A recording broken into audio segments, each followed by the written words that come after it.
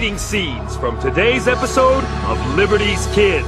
We are threatened by an excess of democracy, a tyranny of the mob. Our current system of government has turned this country into the disunited states. We've had 4 years of government under the Articles of Confederation, and they just don't work. If you think I'll sign a constitution that takes away my state's rights, you're plumb crazy. It's not a country, it's a circus.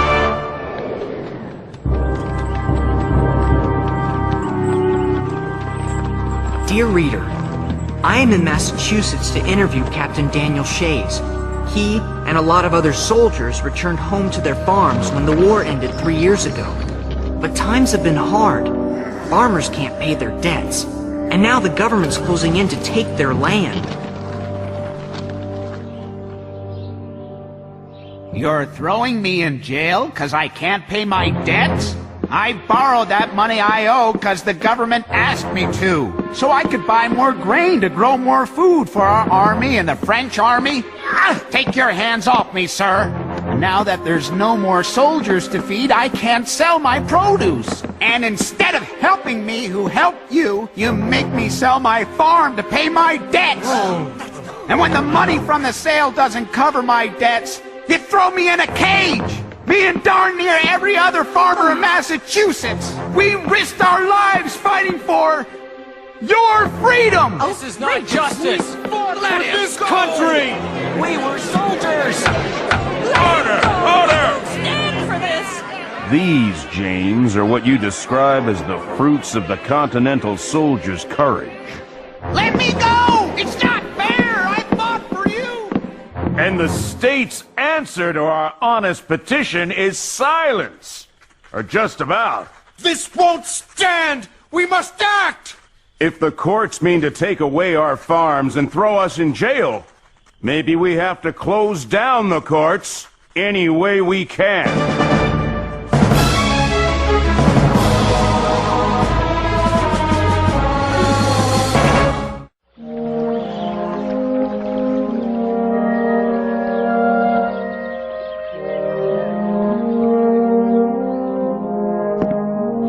To the Honorable James Madison, my dear sir, your last letter asked for my opinion concerning the state of our government and our nation. Both, I fear, are drifting towards certain collapse. In Massachusetts, Daniel Shays, a former captain in our army, has led an attack by farmers on a federal arsenal because the government took away their land. We fought for this country! Give us back our farm! Farmers in Maryland have mobbed a courthouse in an effort to destroy tax records to avoid paying taxes they consider unfair. We do this for freedom! We want our freedom!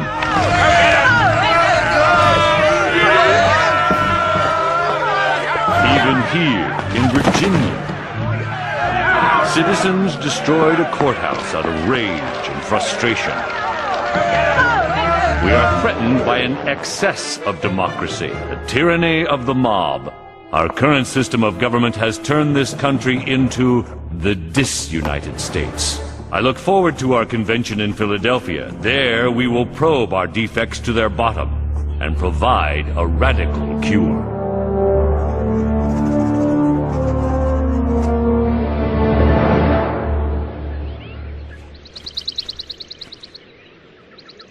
Well, General, enough delegates have arrived to begin the convention. The eyes of the world are upon us. Frankly, I've come to the conclusion that unless we throw out the Articles of Confederation and start over, we will not be able to hold our nation together. This is good news, Doctor. Madison and I intend to use this convention to rebuild the Republic based on a central government stronger than the states. May I count on your support? You have my word. Did you hear that? They don't just want to fix the Articles of Confederation, they want a whole new constitution. Everything's going to change. Maybe it will, and maybe it won't. There are 13 states that have to agree, and barely any of them have abolished slavery. What's a new constitution going to do about that? With your permission, Doctor, I'd like to nominate you to be President of the Convention. I'm grateful, General, but the job belongs to you alone. There's not another man in the country who commands half your respect. You're the only one who can hold everyone together. United we stand, divided we fall.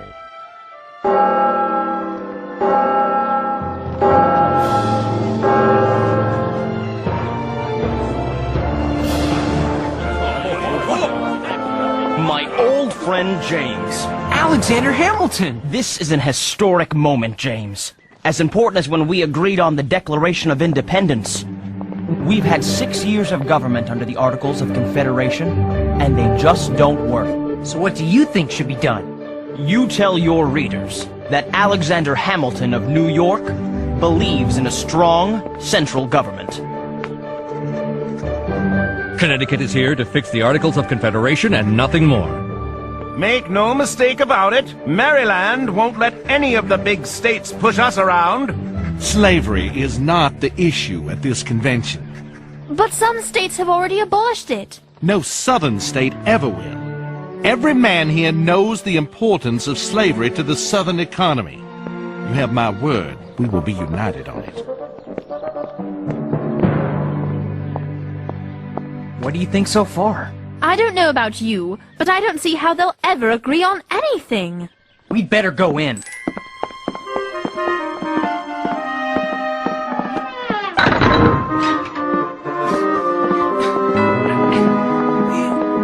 Let go! This isn't fair! We're members of the press! Mr. Madison, how are we supposed to cover the convention for our newspaper if we can't go inside? I believe in a free press, but to succeed in our goals, each delegate must know he can change his mind without public embarrassment. Besides, I'll keep my own notes for the historians.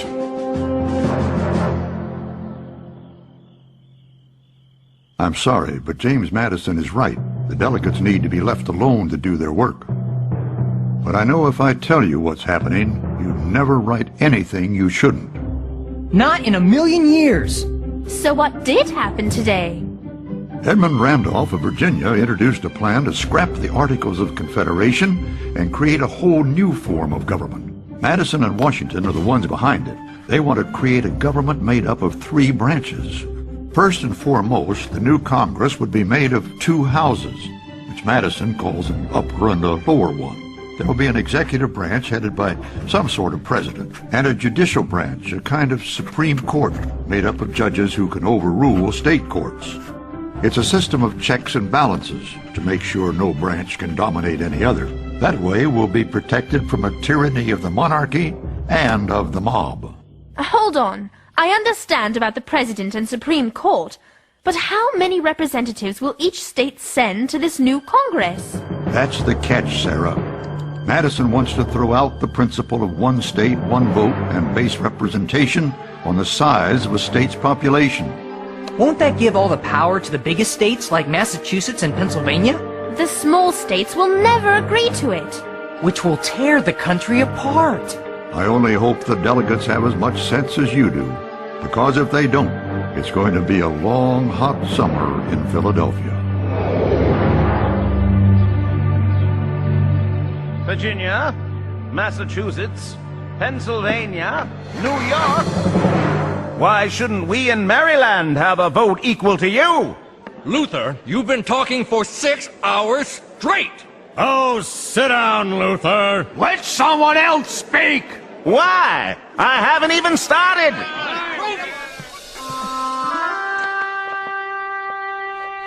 Maryland's important too. We have strong, good men. Men who've helped build this nation as much as anyone else has. And we have crabs. Tons and tons of Maryland crabs. Gentlemen, have you ever eaten Maryland crabs?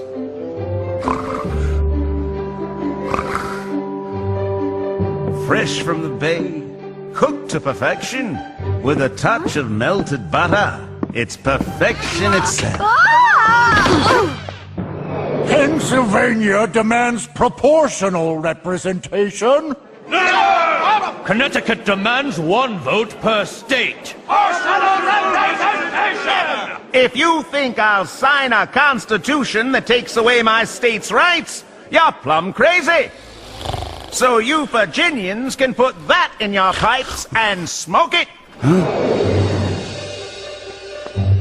What do you see? Alexander Hamilton's about to speak.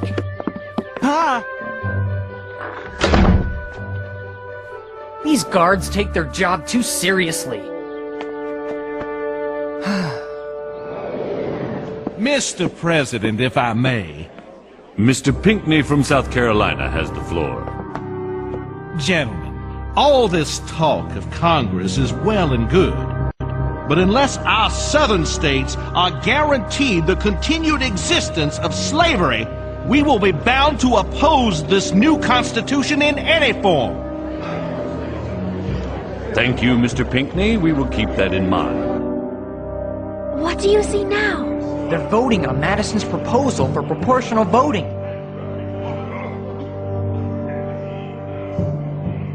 They're deadlocked. Uh-oh. Mr. Sherman, can you tell me what's happening? We've come to a full stop. Full stop? This convention's falling apart.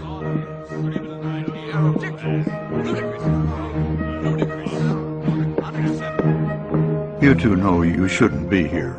I'm sorry, Dr. Franklin. We just couldn't stay away. We needed to see how things were going. I'll tell you how they're going.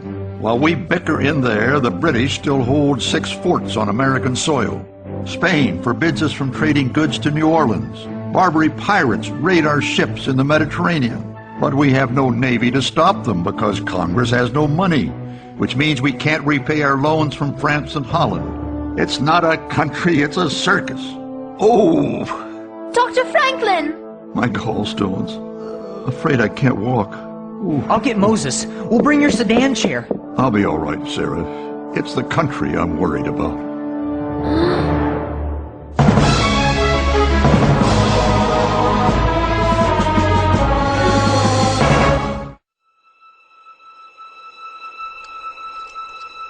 Dr. Franklin? I thought you might like some soup. Thank you, Sarah. Put it on the table there, please. How are you feeling? Better. But stay a moment. You're looking very happy today. Oh, Dr. Franklin, I'm so happy. Mother and I have heard from Father. He's bought land in upstate New York. He'll be arriving here any day now. Splendid. You'll go with him to New York?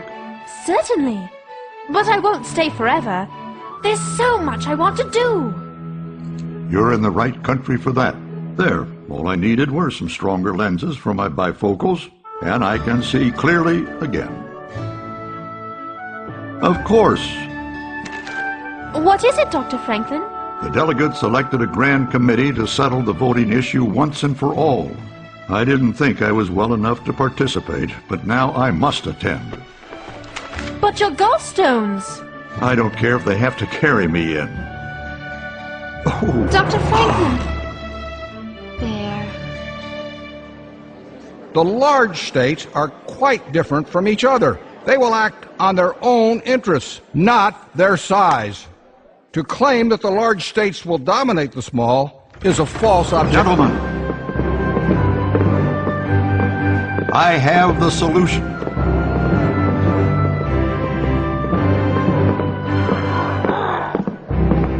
Gently.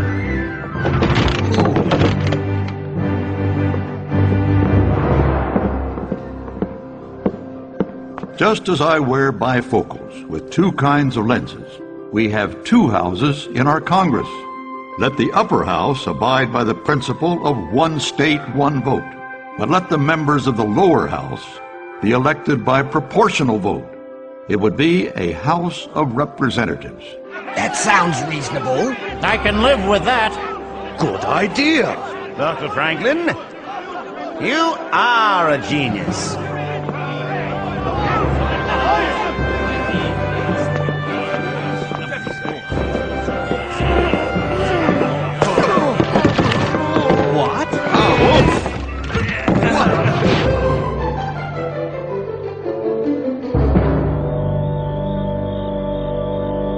Our new government will have a Senate, a House of Representatives, a Supreme Court, and a president. A leader who's not a king. What kind of president will we have? That's one of the issues that hasn't been settled. Our president should serve for life. Congress should choose our president. We should have 3 presidents. We'll settle the matter soon enough. And I dare say we all know who will be elected our first president. There's a more pressing issue that still must be decided. Whether the new Constitution will allow my people to be kept in slavery. It can't do that.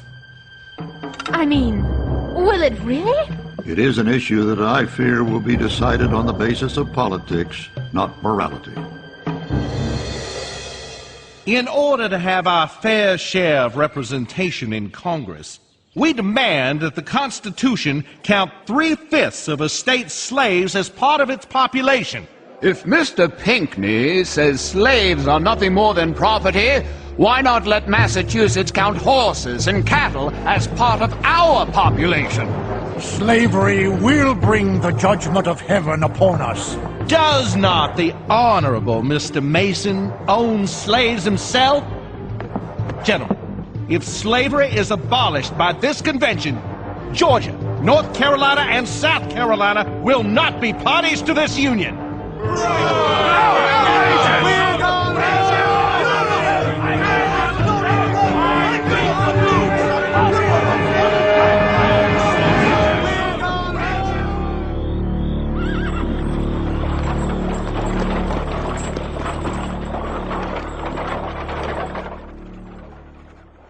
You're up late. Are you all right, Dr. Franklin? Fine. Just couldn't sleep. Me neither. Moses, you know what I think of the practice of slavery. I despise it with every bone in my body. It's not going to be abolished in the new Constitution, is it? I'm sorry, Moses. The delegates have reached an odious compromise between the North and South. It was the only way to save the Union. How long will this union last? A country that keeps so many of its people in bondage. I'm a peace-loving man, Ben, and I'm afraid of the price we might have to pay to win freedom for everyone.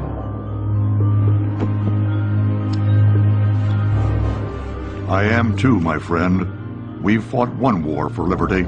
I hope we won't have to fight another. You might as well know I'll be leaving here soon. I'm moving forward with my plans to open a school for free Negro children. That's a school I'd like to support. I appreciate that, Dr. Franklin, but I've saved my own money for it, just like I did when I bought my freedom. I understand. Well, Governor Morris is reworking the language of the Constitution. All that remains is to sign it and send it to the states for their approval. Good night, Moses. Good night, Dr. Franklin.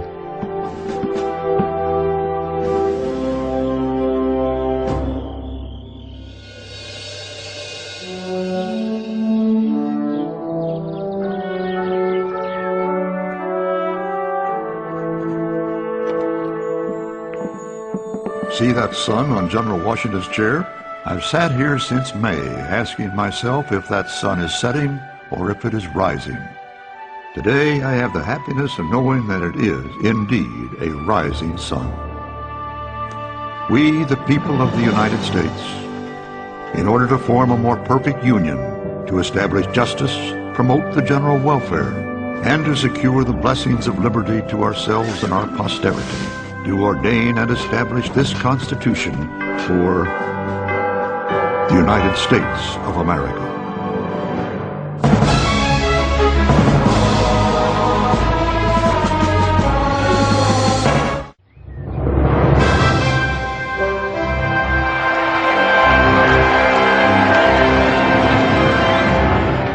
I solemnly swear that I will faithfully execute the office of the President of the United States and will, to the best of my ability, preserve, protect, and defend the Constitution of the United States.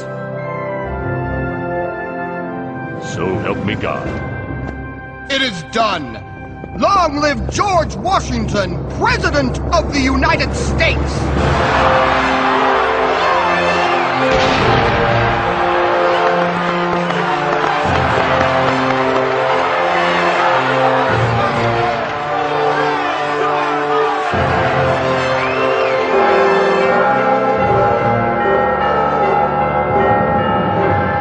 We did it, though I must confess there were times I nearly lost hope.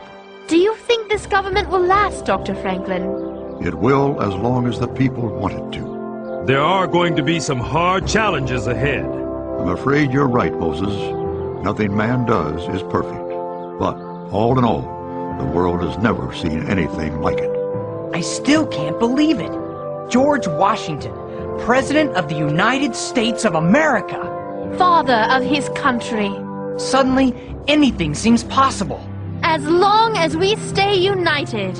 United we stand, divided we fall. But remember, the Constitution doesn't guarantee happiness, only the pursuit of it. You have to catch up with it yourself.